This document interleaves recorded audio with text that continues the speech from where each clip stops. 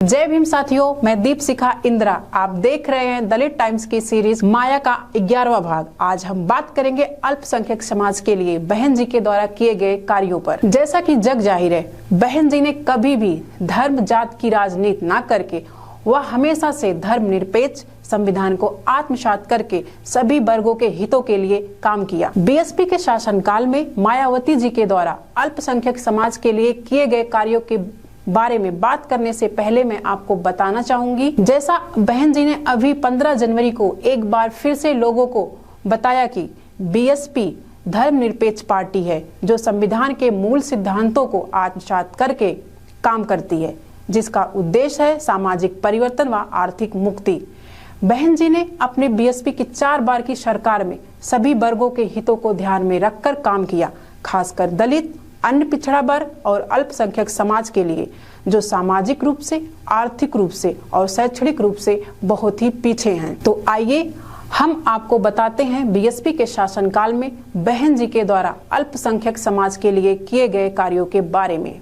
भारत में पहली बार उत्तर प्रदेश में मायावती जी ने पहले कार्यकाल में अल्पसंख्यक कल्याण विभाग की स्थापना की। भारत में पहली बार अल्पसंख्यक छात्रों के लिए छात्रवृत्ति योजना उत्तर प्रदेश में मायावती जी के द्वारा 1995 में लागू की गई थी और फिर दूसरी बार सत्ता संभालने के तुरंत बाद मायावती जी ने छात्रवृत्ति की दर 2 गुनी कर दी। मायावती जी के शासनकाल में 88 विद्यालयों को अल्पसंख्यक संस्था का दर्जा दिया गया और अल्पसंख्यक विद्यालयों को अल्पसंख्यक संस्था घोषित करने हेतु प्राइमरी तथा जूनियर हाई स्कूल के लिए अलग अलग समितियां बनाई गईं और सिया तथा सुन्नी वक्फ बोर्ड का पंजीकरण मायावती जी के द्वारा नए अधिनियम के तहत किया गया और सिया और सुन्नी वक्फ बोर्ड के कर्मचारियों की 11 माह की रुकी तनख्वाह के लिए 35 लाख रुपए मंजूर किया गया। हज हाउस के निर्माण के लिए 4 करोड़ 67 लाख रुपए मंजूर किया गया। हज के दौरान अग्निकांड में घायल हुए हाजियों के उपचार की दिल्ली और लखनऊ में विशेष व्यवस्था की गई। मायावती ने अपने शासनकाल में 50 मदरसों में कंप्यूटर साक्षरता कार्यक्रम चलाए, जिसके लिए 51 लाख रुपए मंजूर किए गए। मायावती जी ने ग्रामीण क्षेत्र के मदरसों में व्यवसायिक शिक्षा हेतु मिनी ITI खोलने का निर्णय लिया। पहले चरण में सभी जनपदों में एक मदरसे में मिनी ITI खोले गए और इतना ही नहीं बल्कि मायावती जी ने 8 जिलों में PMT, ITI और इंजीनियरिंग की परीक्षाओं की कोचिंग के लिए कोचिंग सेंटर बनवाए। मायावती जी ने अपने शासनकाल में सभी वर्गों के मान सम्मान और भागीदारी का बराबर ध्यान रखा, जिसके चलते उन्होंने अपने शासनकाल में उत्तर प्रदेश में अल्पसंख्यक वर्ग के 3 मंत्री तथा 1 राज्य मंत्री स्वतंत्र प्रभार नियुक्त किए थे और उन्होंने उत्तर प्रदेश में अल्पसंख्यक आयोग का गठन भी किया।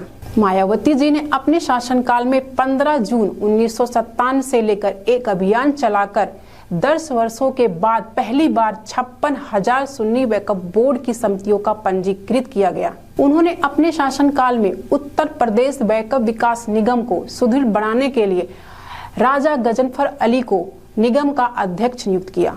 उत्तर प्रदेश में अल्पसंख्यक वित्त विकास निगम के अध्यक्ष पद पर श्री अब्दुल मन्ना जी को नियुक्त किया और 1998 में हज यात्रियों की संख्या में बढ़ोतरी की गई और हज पे जाने वाले यात्रियों के आवासीय और अन्य इंतजामों के लिए 2 सदस्यीय प्रतिनिधि मंडल सऊदी अरब और इराक भी भेजा और उन्होंने उत्तर प्रदेश राज्य हज समितियों का पुनर्गठन भी किया। मायावती जी ने पिछले कार्यकाल में पिछड़े वर्ग के मुस्लिमों को पिछड़े वर्ग प्रमाण पत्र जारी करा के आरक्षण का लाभ उपलब्ध कराया। उन्होंने फादर पीटर पैथम को राज्य विधान परिषद का सदस्य मनोनीत किया। मायावती जी ने सामाजिक और सांप्रदायिक सहयोग के क्षेत्र में कार्य करने वाले व्यक्तियों को कबीर सम्मान पुरस्कार दिए जाने का निर्णय लिया। अब यहाँ पर मैं एक बात की ओर आपका ध्यान आकर्षित करना चाहूंगी। जैसा कि अभी लोकसभा चुनाव नजदीक आ रहा है, सभी दल दलित मुस्लिम समाज का वोट लेने के लिए तरह तरह के दिखावे कर रहे हैं, लेकिन सही मायने में देखा जाए तो जब इन दलों की सरकारें रही हैं, खासकर उत्तर प्रदेश और अन्य दलों ने सिर्फ बीजेपी का डर दिखाकर मुस्लिम समुदाय का वोट और मुस्लिम समाज को एक स्टेपनी की तरह यूज करके एक गाड़ी के कोने में फेंक दिया। लेकिन उत्तर प्रदेश में बीएसपी ने 4 बार शासन किया और सभी वर्गों का मान सम्मान किया, बराबर की भागीदारी भी दिया। साथ ही उनके हितों के लिए स्कूल, कॉलेज, कोचिंग सेंटर व अन्य योजनाएं चलाकर खासकर दलित, अन्य पिछड़े वर्गों और अल्पसंख्यक समुदाय के लिए किया। अब यह बात मुस्लिम समाज के लोगों को समझने की जरूरत है कि उसका हित और उनके बच्चों का भविष्य किसमें है। जैसा सभी जानते हैं, बीएसपी धर्मनिरपेक्ष पार्टी है जो संविधान के मूल सिद्धांतों पर काम करती है और सभी वर्गों का ख्याल रखती है। जय भीम, जय भारत।